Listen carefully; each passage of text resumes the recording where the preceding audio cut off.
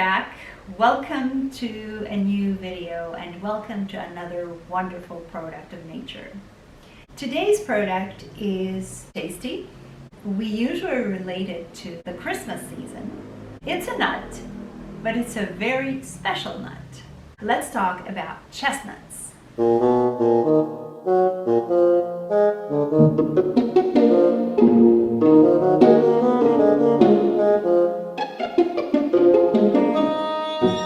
Chestnuts are nuts, and like any other product of nature, as we mention every time, it comes in different varieties. With chestnuts, the varieties are really mainly for the European, American, the Mediterranean, the Chinese, and the Japanese. Now, the European and the American chestnuts, they actually originate from the Mediterranean, from Greece, where chestnuts are first introduced and cultivated there, and then they are introduced to the Western world, and that was about, we have records of 3,000 years ago. Chestnuts are big trees. They ideally grow in places that have a lot of sun, where the soil is not very, very damp. So the side of a river or a creek would not be the ideal spot for a chestnut tree to grow. They need cold weather, so we find them up in the mountains, but at the same time they need dry weather and sunny. And as far as I know, for example, in the US, Michigan would be one state that is famous for its chestnut productions. There's nowadays a lot in Europe. There is in the Mediterranean, there's in Turkey, there's in China, Japan still, and they differ. The main difference that you would realize the difference in the outer layer, but there's also a difference in the size, a difference in the way they cook and how fast the peel comes off the chestnut itself, and a difference in the taste. The chestnuts, they grow in these big trees, but they don't hang as chestnuts from the tree. They actually grow in a husk, and we're going to take a closer look at this in a little bit. And inside the husk there is about from 1 to 3 chestnuts. When they ripen, they crack open and then they fall on the ground. And this is when we need to pick them from the ground and not from the tree. And we need to be very careful because they are very, very sharp. They are either picked by hand, and in that case, people need to have some very, very thick gloves, and they are totally, completely open so the chestnuts can be collected, or they can be collected by, there are special machinery today. There is something called the nut wizard, which is like a metallic basket, and as it is drawn on the field under the trees, it sort of cracks the husk. The nut goes inside this metallic basket and the rest remains out. Or there is special machinery today which is mechanic, and there is like a mechanic harvesting of chestnuts, but the same thing, we still wait until the chestnut is on the ground, and then this mechanic harvesting begins, and the machinery goes in and separates the outer husk from the chestnut, and we get the chestnut clear. The chestnut tree can live up to 500 years plus. Let's take a closer look at chestnuts. Okay, so these are chestnuts. Of course, probably you all know how chestnuts look like. They are flat from one side and they are round from the other side, and the reason for that is because inside the husk we usually find either 1 or 2, and they are together. So this is where they get their shape from, and I should show you the husk right now. It's a really pretty thing, but you really need to be very, very careful when handling this. It's really spiky. And here you see there are three, 1, 2, 3. If it contains 1 or 2, that's fine, and they're usually, it may be that they are different sizes. One smaller, one bigger. You see here there's a third one which probably hasn't completed its growth. It's not edible, I don't think so, but these two are quite sound. They're from the same tree and they are the same variety.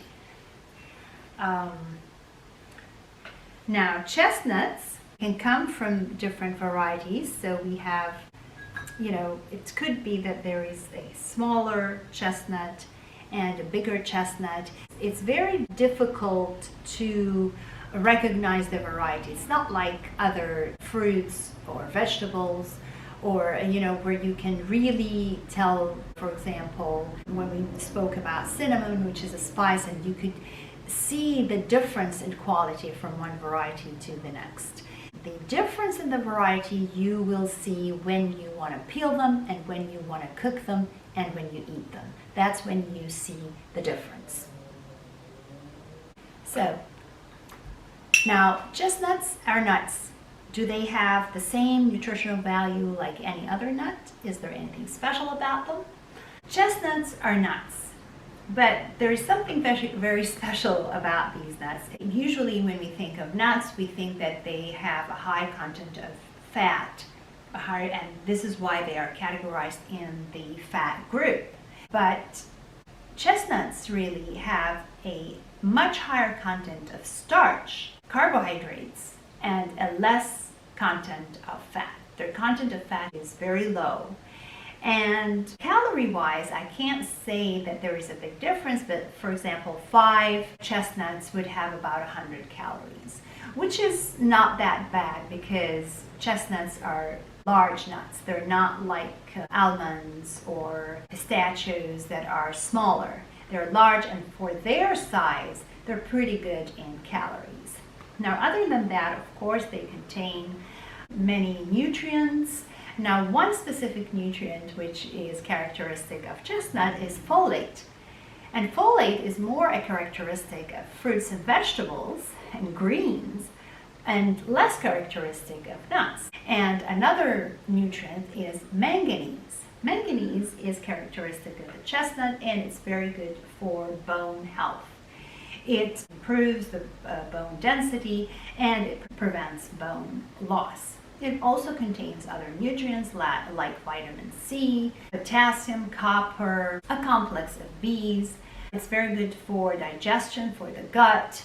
It also protects against melanoma and skin cancer. So, how can we include chestnuts in our diet? And for this, I would like to again make a close-up and show you the different ways where we can include it in our diet. Chestnuts can be cooked in different ways. These are the raw chestnuts, and I just wanted to show you here. They already have this, they shoot up, and this is how chestnuts behave because this is how they're going to be planted again. Now, when you choose chestnuts, first of all, choose chestnuts that are firm, that they don't have empty spaces inside. This is another proof of their quality.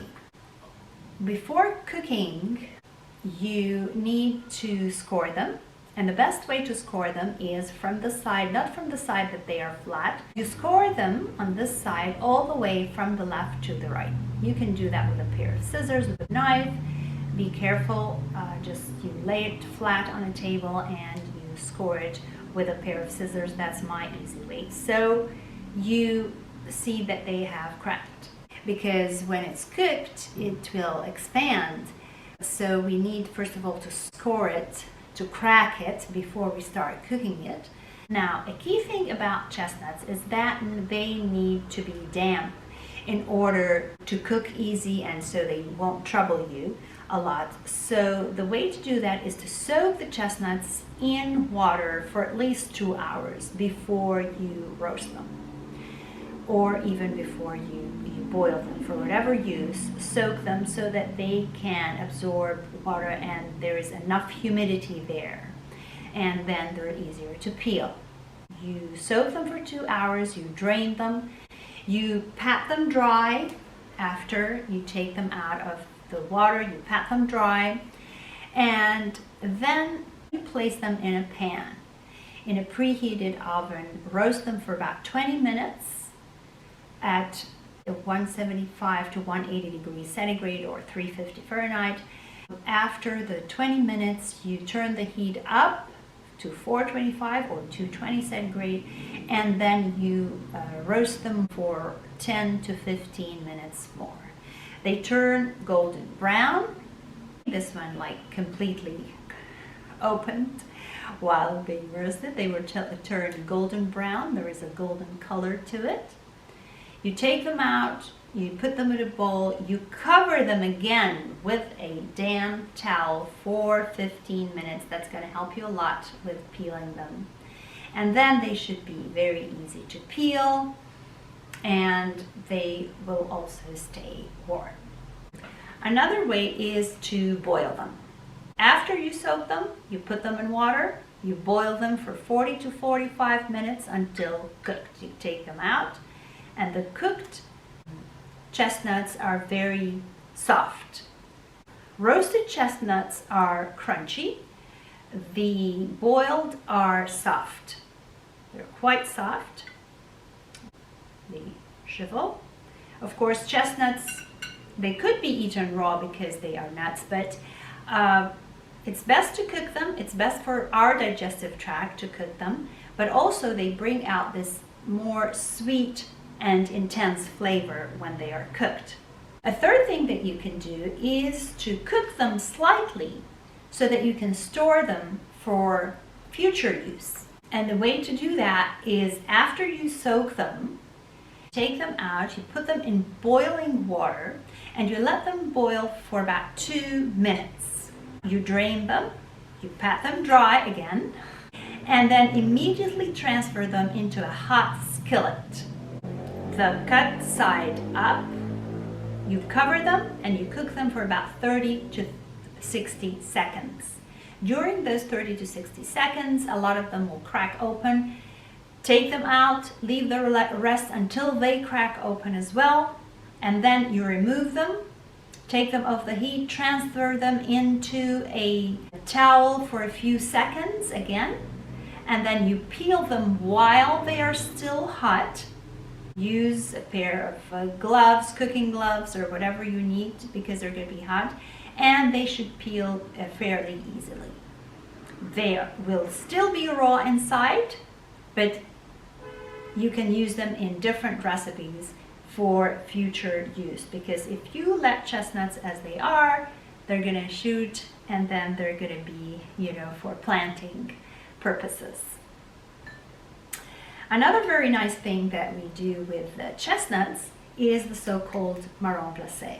Now you can eat chestnuts boiled, you can eat them roasted, but you can eat them as marron glacé. Marron glacé means glazed chestnuts, and these are fabulous. I cannot describe to you how tasty these are.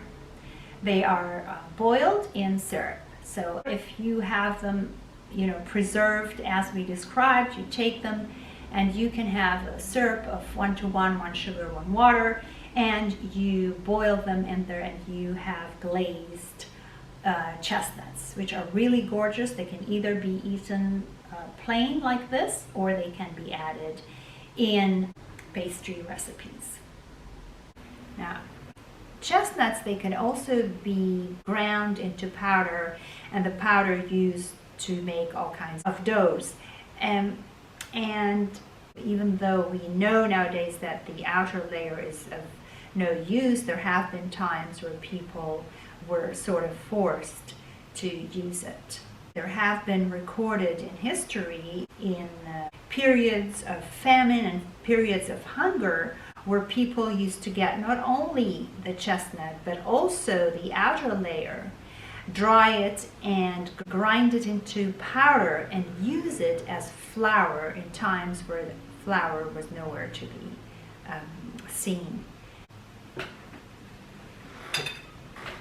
So there's different ways of eating chestnuts. Now, one thing that we need to know about chestnuts is that they have the so-called neutral taste. What does that mean? This means that they do not add any taste to another food item. They don't overshadow, but at the same time, they themselves are overshadowed.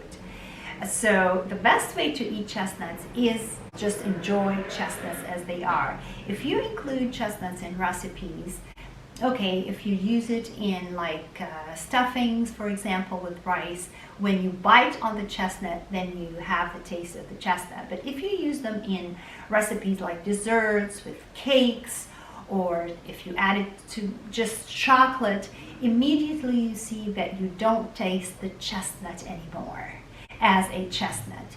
So chestnuts can give you this beautiful taste that they have only when they are on their own. So what's to remember about chestnuts? They are very tasty. They are a nice wintry nut. They're very beneficial. They contain less fat than other nuts and maybe even a little bit less calories. So enjoy them. They have their vitamins. And it's always advisable to consume things when they are in season. Because remember, the closer we are to nature, the healthier we are. This is the end of this video. If you like the content, then please click the subscribe button beneath the video so that you can be notified of every new video that comes up. Join us in the Facebook group for discussions and follow us on Pinterest and Instagram for beautiful photos of the different products that we have. And thank you, and see you next time.